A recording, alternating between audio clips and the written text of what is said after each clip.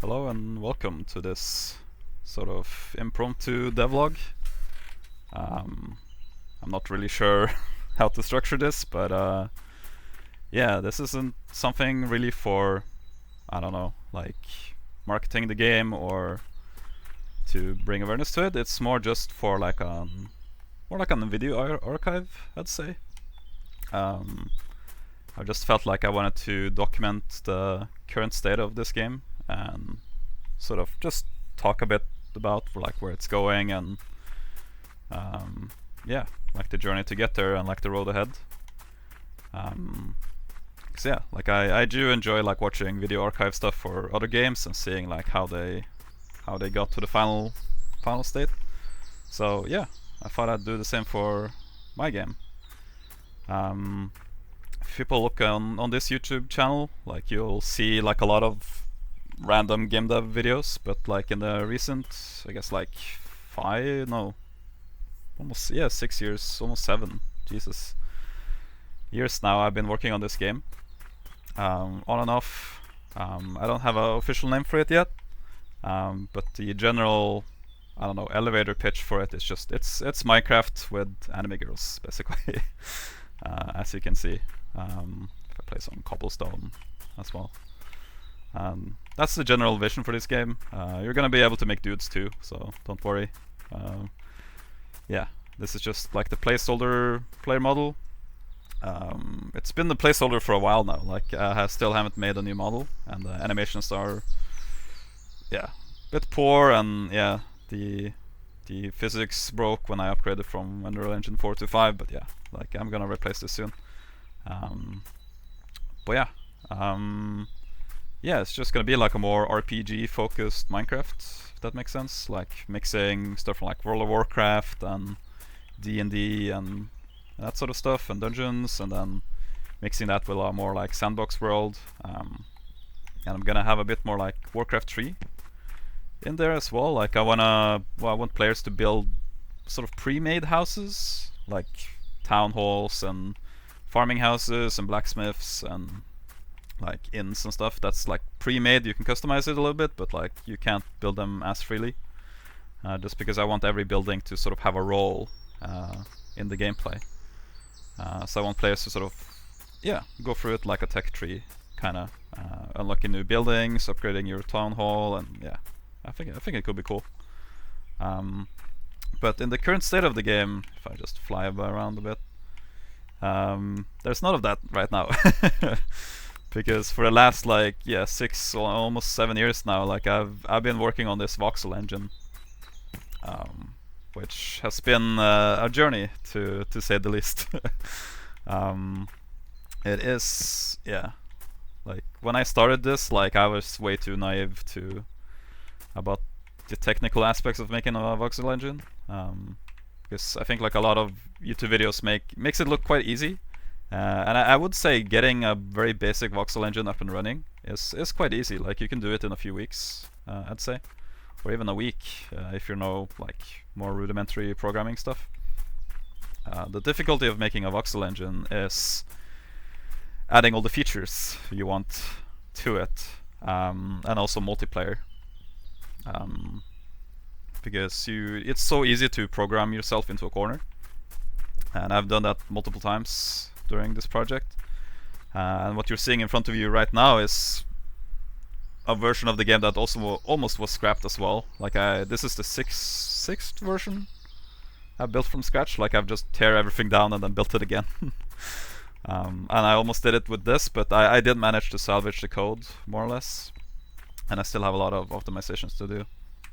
So I can just maybe fly a bit just to show the scale of the world a bit. Yeah, so this is more or less like I wish I could have a larger draw distance than this, but I think this is like the perfect balance of like draw distance versus performance. Because if I turn on my frame rate, like I'm recording right now, so the frame rate is a bit lower than it would be usually. So if I'm not recording, it's around like 120 FPS and stuff.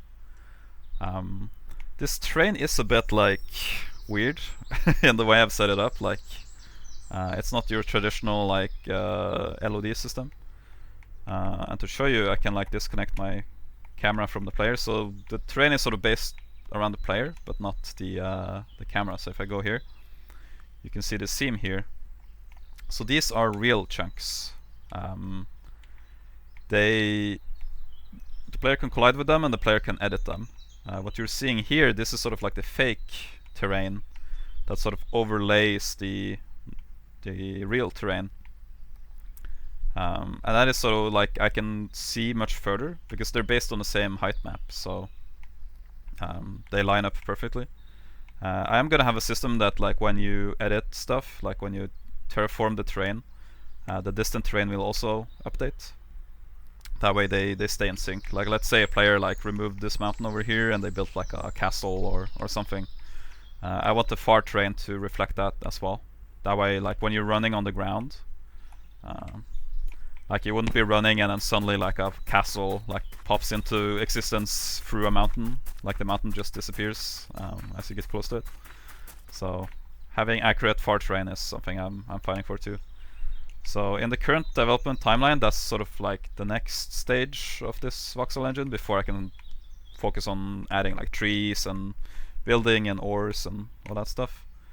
Because I also need to optimize some stuff. So if you look on the ground right now, like if I'm moving too fast, like you see the train sort of can't really keep up with me. It is fairly fast, like I've optimized it a bunch, but it still has room for more. And the big problem right now is if I go really fast, like really far away, yeah, like the train is sort of like underneath the far train, it's sort of generating coming towards me, so you'll soon see it come through here. Here we go.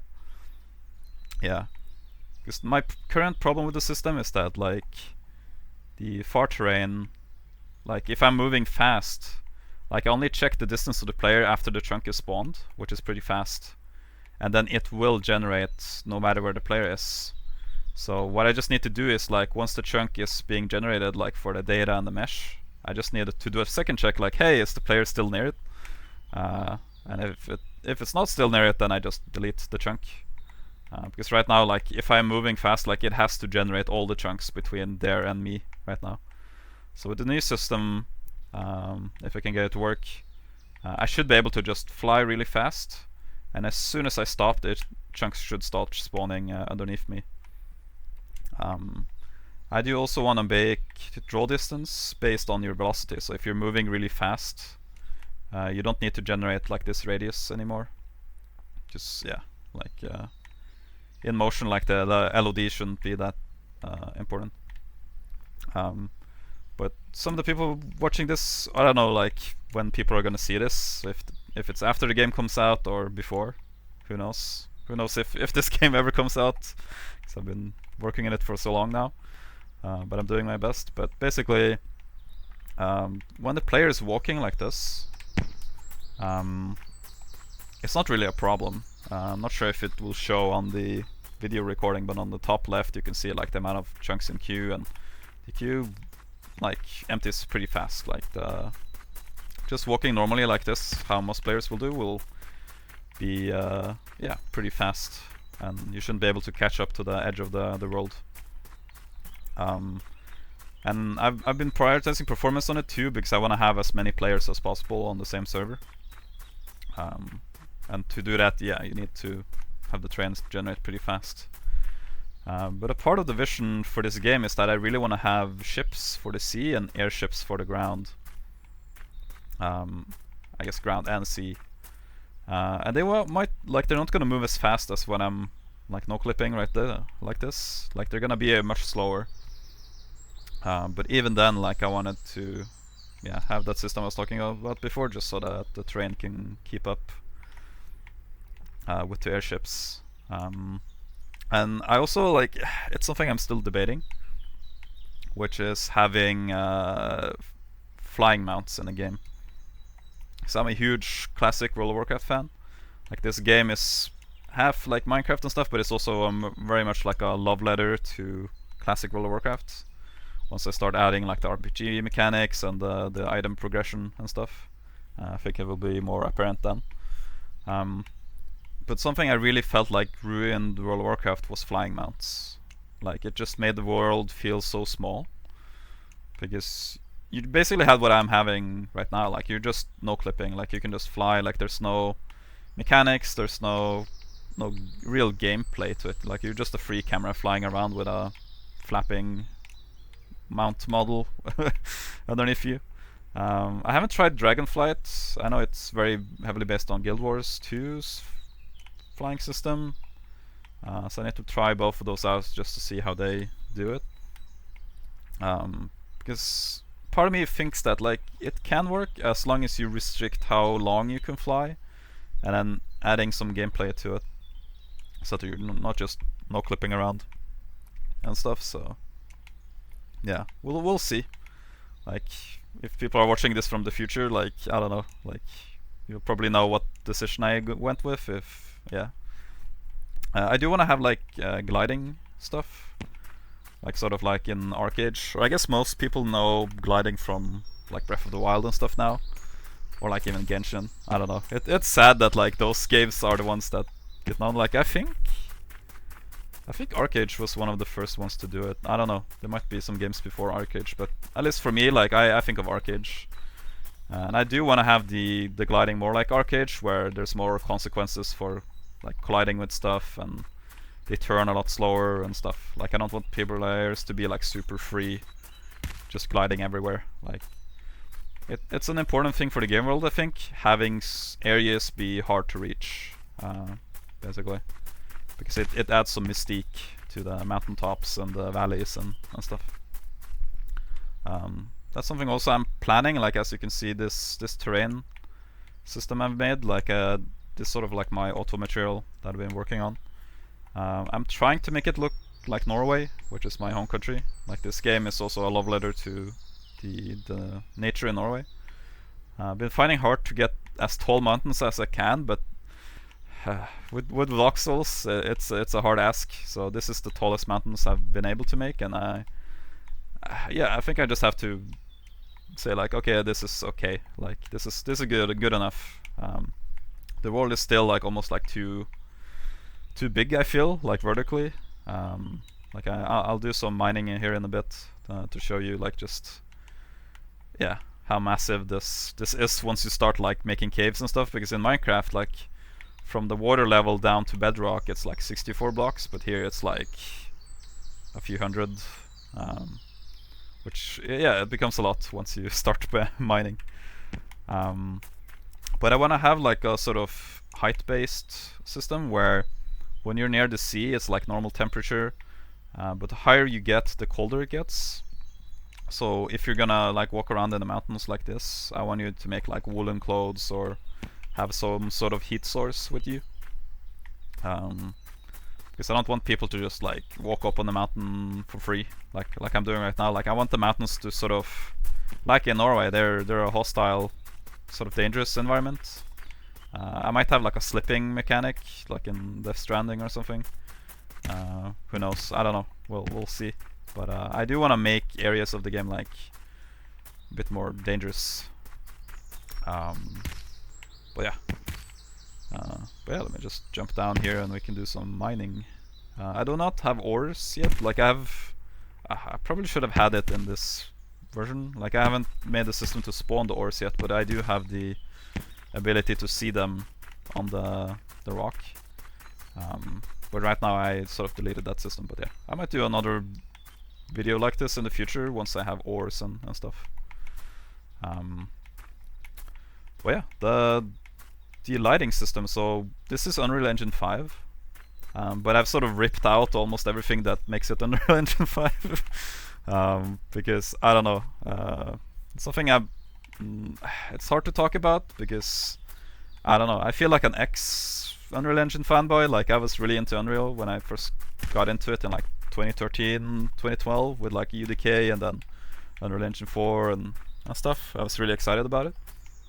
But with 5 and like just the, I don't know, the temporal aliasing and the lumen and nanite and like just the awful image quality and the noise and like the poor performance, I don't know. I don't think it's the future that games need. So I've just sort of tried to strip down Unreal to its like bare essentials, and I've ripped out like the colors here aren't like, people complain about like the Unreal look, and I don't like it too. So I've sort of ripped out the tone mapper. Unreal uses ACES, which is like the Academy, like if you know the Oscars and stuff, they have their own color space. They have that on by default, and there's no way of turning it off. Like there's some post-process settings you can turn it slightly off, but it's not, you're not getting the raw like color image still. I've done a lot of tests to try to get that, but yeah. I basically had to just modify the shaders, or like the tone map shader, by just ripping out all the ACES stuff and then just writing my completely simple color transform function. Which yeah, I think it makes the colors look more normal. Because the Unreal look, like it would just increase the contrast too much and the saturation too much, and like just the gradients just don't look good, I think. So yeah. But as a result, so if you look on this channel, hopefully the videos are still up. In the older versions of this game and the Voxel engine, when you dug underneath the ground here, it didn't get dark like this. It was just full bright, because by default in Unreal Engine 4 and all that stuff, like you didn't have any sort of dynamic GI sort of system for like ambient lighting. It would just apply color to everything using like the sky capture cube map, basically. Which is fine above ground, but once you start getting into interiors, then it just breaks down. So that's sort of what Lumen is supposed to fix in 5, but I think, yeah, like Lumen is, yeah, I think it's really bad. Like it flickers a lot, it costs way too much performance, it leaks between meshes that's close to each other, just the performance is bad, and all that stuff. And for my game, like I don't need like super accurate GI, like I just need stuff to get dark when it's out of the way. So what I've done is I've sort of recreated Minecraft's like flood fill system. And for the people that don't know what that is, it's just that I'm using light blocks like in Minecraft. Like I've just studied like the wiki of Minecraft, and like because they describe it there, but they don't say anything about the implementation. So my implementation is just me extrapolating what they've written online, basically, and then reading up on flood fill and all that stuff. So basically light blocks spawn from the top of the world, they collide with the terrain, and then from the light blocks they sort of spill light onto or they spread light onto the blocks. And for every block it spreads to, it loses brightness. So up here it's like the full brightness, and the further we get away it gets dark. And I made the player also like read that same light value with the nearest block. That way the player also gets dark when it walks into the void. But yeah, I do have this temporarily torch light kind of system. I'm still debating if the character should be holding a torch or if it should be like just like a floating ball next to you. Because I think it's kind of a pain in Minecraft where you have to like place every torch every like couple of meters. It's very tiring. Or if your character was holding a torch, like you would have to like put it away when you're using your pickaxe or whatever. So I'm leaning more towards just having a floating orb that you can turn on and off, that just floats between you. But I do want to have normal torches that you can place in the game world to sort of light up your cave and stuff. So you'll see behind me here, like like when I'm walking through. So yeah, it would be cool to have some torches in the distance that you like run. Yeah, you can see your stuff light up. And that way, like you can sort of mine more freely. Like you don't have to think about torches all the time, and yeah. But I'm gonna have a few mechanics that's gonna mess with the torch, or like with the floating orb. I'm not gonna say what those are yet, because I don't know which ones I'm actually gonna use, and if they're gonna even fit the game or not. Like there's some horror elements I wanna have in the game.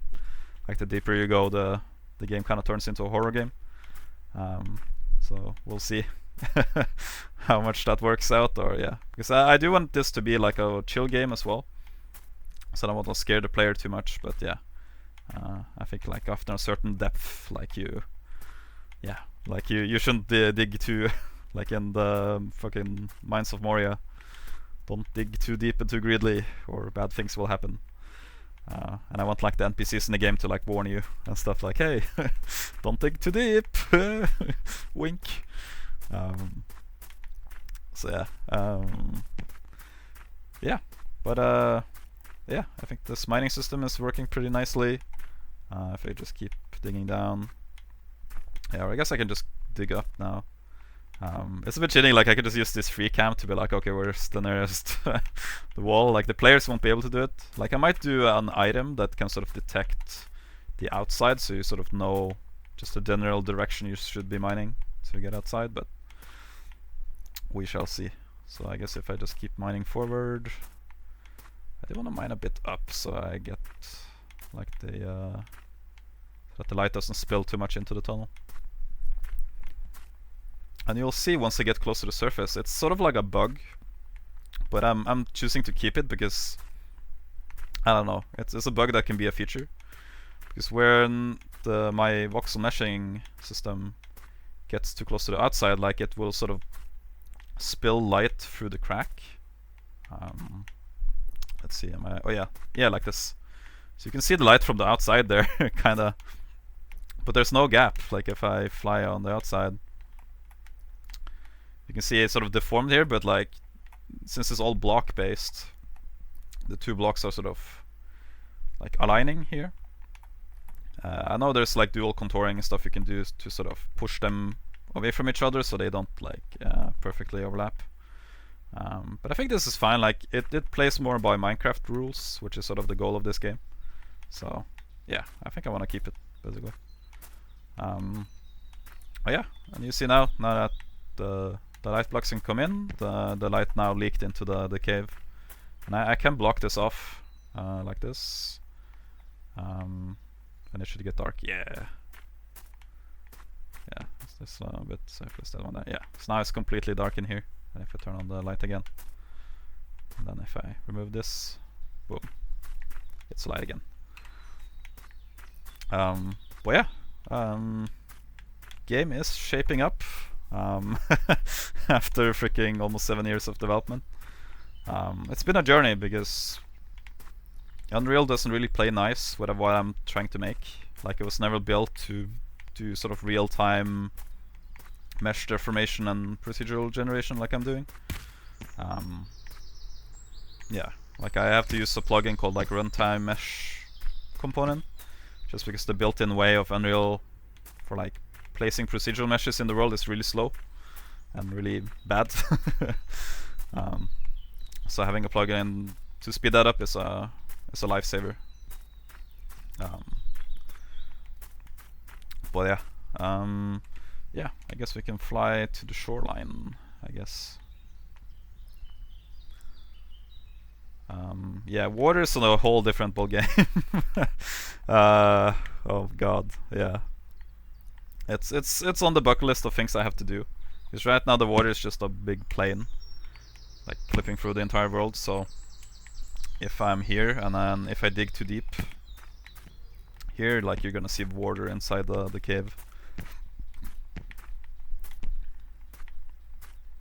Yeah, like this. So I do not have any water physics or like swimming or any of that stuff yet, so yeah. But I do have some ideas of how I'm gonna do water. We'll see if I do it the Minecraft way or if I do it the Terraria way. It would be cool to have actually water blocks that can drain and move and stuff, but at the same time I feel like one, it's gonna take up too many resources on the server, and two, I don't know, like it's just gonna be too easy to grief, I think. Or like, I do want to have like rivers and waterfalls and stuff, but if I had more water that moves, I would have to build like a whole ecosystem basically for like bringing the water up through rain and having it like move down again and like just having that continuously going. So I can sort of see why Minecraft did it just the source block way. So I think the source block way of doing water is what I'm gonna end up doing. So yeah, we'll have to see. Yeah. yeah, I guess that's kind of what I wanted to talk about in this video. It's not so much, yeah, like trying to market the game. It's just me rambling about what this game is, like what I'm trying to make this game become. Because it's not been an easy journey to get here, and I think it can be valuable to sort of have this to look back on, and just see the state of the Voxel engine and stuff. Because this is all built by me from scratch. Like, I'm not using any plugins apart from like the runtime or real-time mesh plugin, but that's just for putting my data into Unreal. Like it's very like surface level. So like all the other systems, like spawning chunks and yeah, block types and meshing and normals and vertex colors and lighting and yeah, all that stuff. But yeah, I should turn off the light, but yeah. So the game world is kind of huge. So this is not fully procedural. This is actually a pre-generated height map I created through World Machine. And one of those reasons is because I just want the terrain to be more interesting, and doing erosion and stuff procedurally at runtime when the chunk spawns is just not feasible, at least for me. And by using World Machine, you get all this, like you can see the hydro erosion here. Like it's just sort of like carving away the rock and stuff and making this cool cracks in between. And if the terrain can catch up to me. A side effect of that is it's actually pretty cool to like walk up mountains and stuff. So if I just fly a bit closer, you do get some of these like bugs here, but for like outside stalagmites kind of looking things. I thought about like trying to remove these, but I don't know. They could be kind of like iconic for the game. I don't know. Bugs becoming features again. But yeah, it's fairly fun, like walking up like this between like all the erosion cracks. Like they form like these natural, cool paths in between the rock going to the top. It's cool. Like you can make like secret bases. You could like make a hole in the wall here, and like try to disguise it, and you have like your secret base in the mountains here that like you can't see from there unless you get close. So stuff like that. I'm really excited to see what players do. But I guess I can quickly talk about that too. So a worry for the game is like, because in Minecraft you can place blocks anywhere. They can be floating, they can be like super tall. Like you don't really have to think about the structure of that. And it's cool, it's convenient, but it sort of also leads to stuff in Minecraft where you can build things that just, yeah, it just doesn't make sense in the game world. Like I really like the beta version of Minecraft where it did feel more like fantasy-esque, like more like trolls and elves kind of fantasy with like castles and like a more grounded fantasy stuff. And that's sort of the vision I want for this game, mixed with like World of Warcraft and Lord of the Rings and stuff. So it would suck if I was like playing on a server, I built like a nice cool castle here and stuff, and then I look to my right and I just see the Starship Enterprise in the sky. Or like those giant like pixel art stuff people do in Minecraft, which is pretty cool, but like it just, I don't know, like I want to prioritize immersion for this game. Like I want you to feel like this is like a fantasy world that you're living in. So I want to try to prevent people from building those huge things. There's probably going to be a creative mode, so people are going to be able to make that stuff anyway, but like in survival or like the adventure mode, I want people to still, yeah, sort of stick to the game world, if that makes sense. Yeah. So I'm still working out how to make that. Like I'm basically going to make it so that like if you're building something that's too tall, with no connection to the proper connection to the ground, like you couldn't build something like this. Like it would just either topple over or break, or it would just not allow you to place the block. So to make something like this in the game, you would have to like, yeah. Oh god. Hang on. Yeah, now you can see sort of another design issue I can maybe talk about. So yeah, I want people to basically build something like this, where you would have to physically connect it to the ground and make like support structures and stuff. So people can still build quite complicated things, but like, yeah, I wanted them to sort of look like they obey gravity, if that makes sense. But I guess I can talk about another huge design issue, which is just the block placement, like block mining and block placing, because it's really hard to get it right when your terrain is smooth like this. Because in Minecraft everything is a block, so it's a very consistent system and easy to read.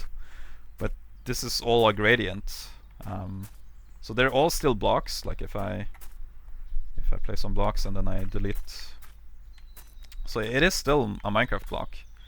You're just taking the corners and you're stretching them to make everything smooth, basically.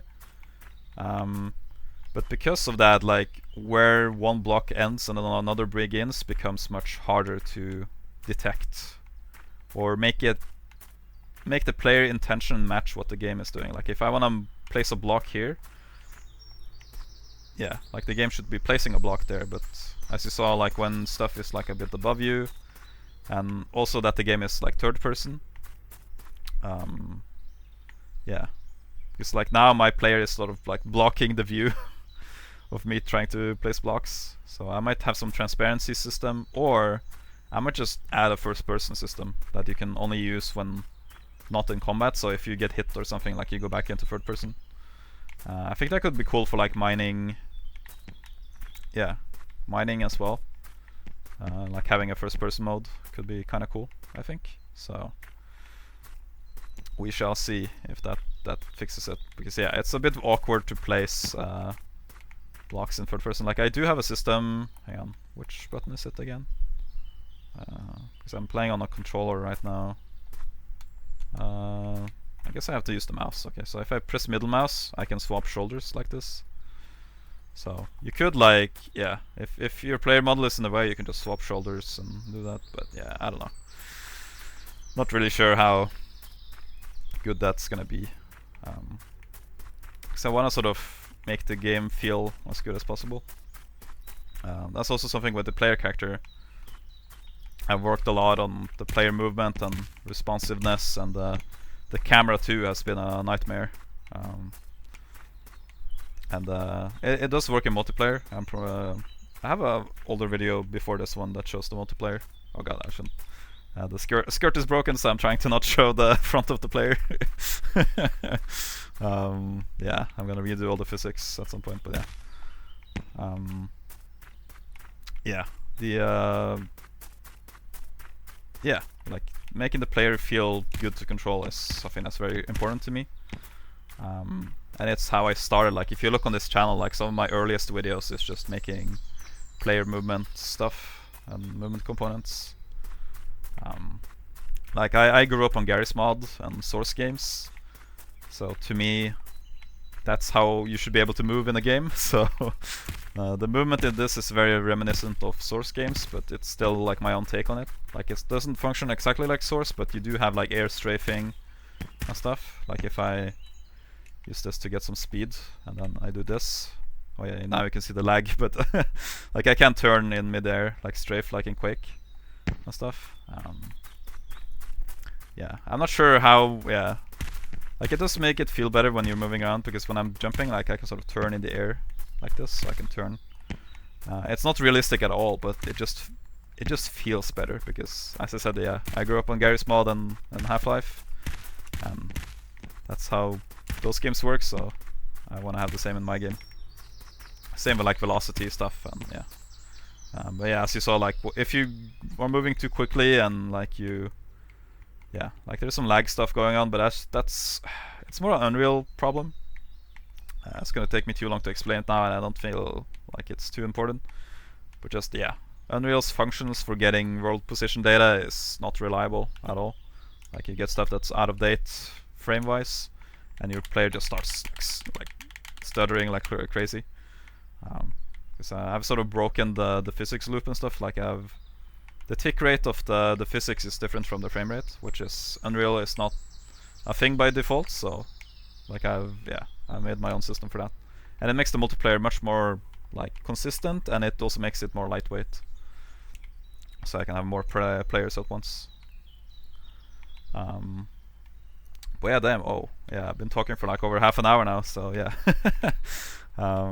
Yeah, I'm still contemplating if I should upload this to YouTube or not, Because I don't know, people finding this before the game is out is gonna be weird, because it's just a Norwegian guy rambling about his game that's not even done yet.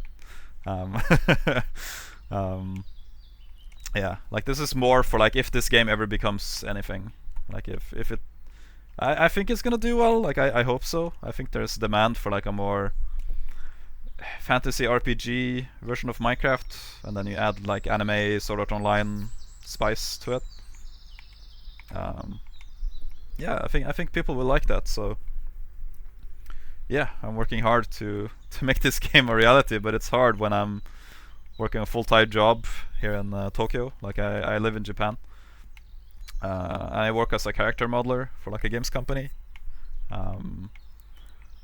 But it's hard because yeah, Japanese work culture is brutal, and then like I'm 8 hours at work, and then 1 hour to work, and then 1 hour home, and then I get home and then I work on this. I'm just like always working, never taking a break. Which yeah, burnout is a thing. Like it's why I've given up on this game multiple times and tried making other games. But I always come back to this. Like this is my baby. This is my dream. This is the game I want to make. Like it just refuses to die in my brain. Like every time I try to kill this game, I'm like, nah, I can make another game, or I can make like something else. This game just always creeps back in. Like I'll see some YouTube video of like some Minecraft mod, or like I forget what it's called, but the people like recreating Lord of the Rings in Minecraft. I'm just like, oh wow, like that sort of game world is what I want for my game, and yeah. So I'm just like, damn. And then I launch Visual Studio, I get back into it, and then yeah, back on the grind. So yeah, but it's going well. Like once I fix some of this spawning issue here, like speeding that up, making the distant terrain reflect more the edits and stuff. Yeah, and then I can add trees, and I can add buildings and resources and ores, and do some combat stuff, and then yeah, I think it might be ready for early access, because that's what I'm planning to do. Like I want to do the Minecraft route where I release a very early alpha. That's very bare bones, but the core of the game is there, and then I just gradually build upon it. And I'm hoping I can go full time and yeah, do the game from there, and then just work with the community, because not to mention the game that should not be named, but Cube World. Like I'm a huge Cube World fan, or at least of the alpha, but just the main developers like handling of feedback and the community, and especially with the Steam release of Cube World, and yeah, it's just, I feel like that's an example of how not to develop a game.